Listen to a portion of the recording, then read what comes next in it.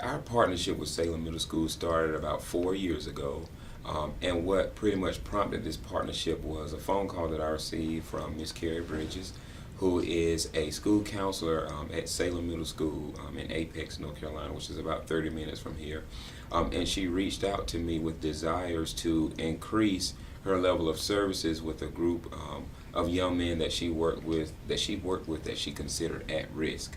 So she reached out to me in efforts just to kind of improve her service delivery to those young men. And so she and I entertained the idea of a partnership, and so we began that partnership. When we first started the partnership, we would go over to the school maybe once a semester.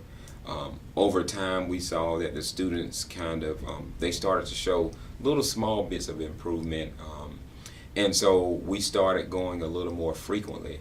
And so now we actually go once a month during the academic year to go over and mentor to the young men. My role in Pathways is mentoring and outreach leader.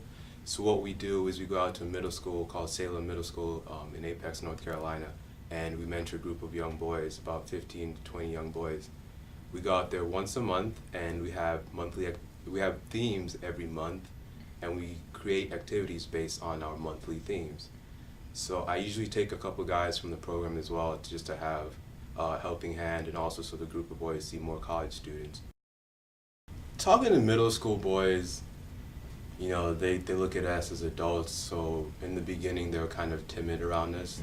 It took them a while to open up, which kind of forced us to restructure the way we plan our activities. The way we got them to open up more was to split them into groups, so we have them, instead of the whole one person talking to the whole classroom, we have groups of 3 or 4 people talking to an individual. And we found that when we split them up into separate groups, they open up more and they don't feel more pressured to speak in front of all their peers. Okay. So in the beginning, like I said, they were quite timid, but as we continued the program, I noticed a shift and a change that, I mean, when they used to come greet us when we show up at the school, they look so excited, and it kind of motivates you to keep doing what you're doing, because I'm not a teacher. It's kind of hard to teach, especially middle school students, when they're like, you're not that much older than them, and they might not see you as like a teacher, as the way they looked at the teacher in the classroom that's with them every day. But over time, like I said, I noticed that they were looking more forward to the trips, and that they really engaged in the activities. With our program at Pathways, we are basically theme driven, and that theme is to help our young men here on the community college level become more well-rounded individuals. So first of all, there's an academic component, but then there's also another component as relates to social development, as relates to how they exude themselves in professional settings and things of that nature. So when the partnership first started out with Salem, I pretty much took on the lead of it, and I would take a few of the guys with me. But as the partnership expanded and as our program grew here at Wade Tech, I saw the need to incorporate a student leadership team. And I'm so glad that I did this, because upon incorporating the leadership team, we were able to keep our numbers here on the community college level as far as participants in the Pathways program more consistent, and I also saw a rise in the guys' hunger for leadership. So I felt like through this partnership with Salem, I felt like it was time for me as the professional to kind of stand to the side, so to speak, and to become more of a coach to help the young men here on the college level that were doing so well and have a lot of positive energy and a lot of positives to offer these young men, to actually be able to go in with me and take more of a lead role. Some of the themes we cover include things like resources for success, helping them find resources, whether it's online, on campus, or with a teacher that can help them succeed not only in the classroom, but with their outside life activities. Another thing we talk about is mannerisms, how to dress, how to etiquette, how to carry yourself appropriately, especially being a middle schooler.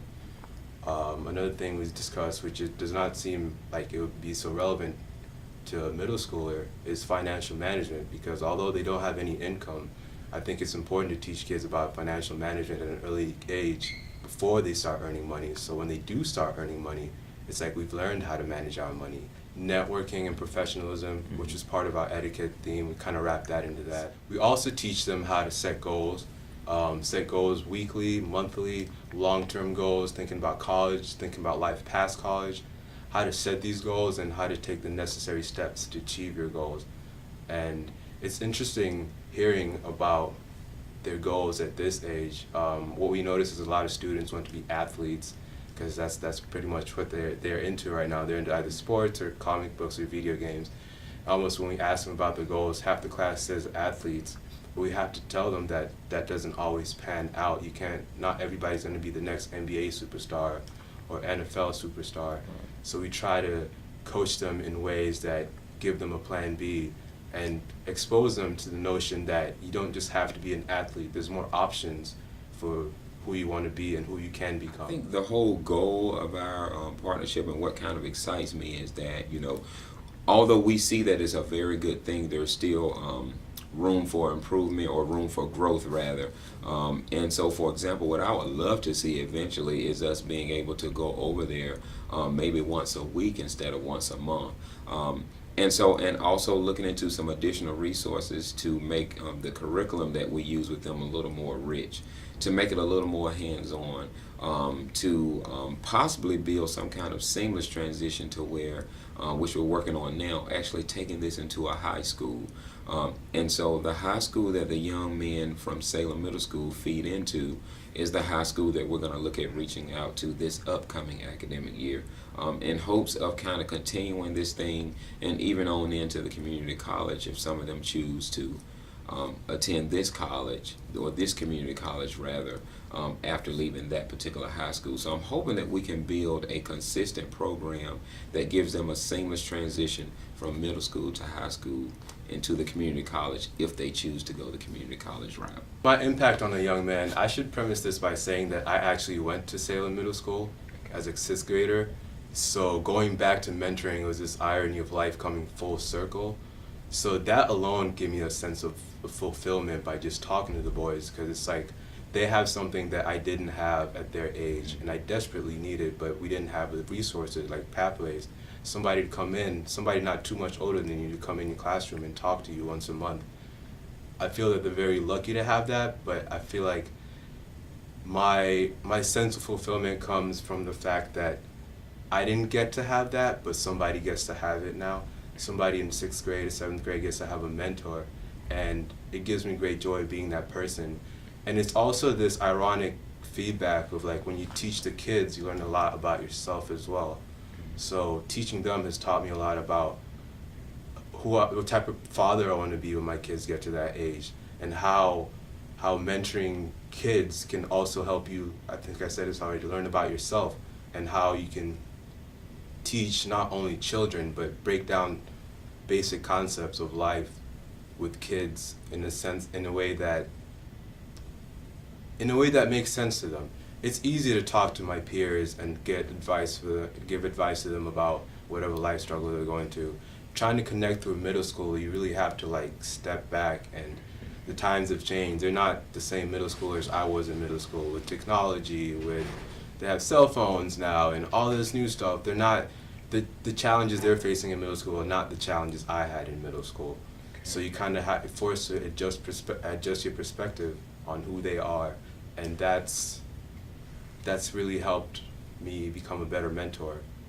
The partnership with Salem is important because it's like, and I feel like the students would say this as well, they feel like they stand out in the school now because they're part of a community college program. One of the things we got to give them, they made custom shirts, we gave them custom t-shirts with the Pathways logo on it, which they would wear every time we visit them, and it would be like, it separates them from the crowd, like these guys are part of something else aside from Salem Middle School, and it's this outreach with a community college.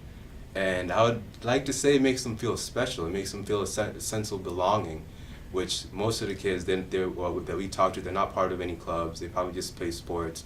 And this outreach that we do is really like their only club, if you will. It's their only sense of belonging outside of the classroom, outside of their peers and their friends. So I think it's important to continue because like the kids that are coming up now, I want them to feel the same way. I want them to feel like you're connected to something that's much bigger than the middle school. By talking to community college students, it's like they're going to be there in less than 5 years, 5, 6 years. So we have a closer connection to them being the age that we are, as opposed to having an adult coming in to mentor them who's more like a teacher than a peer to them.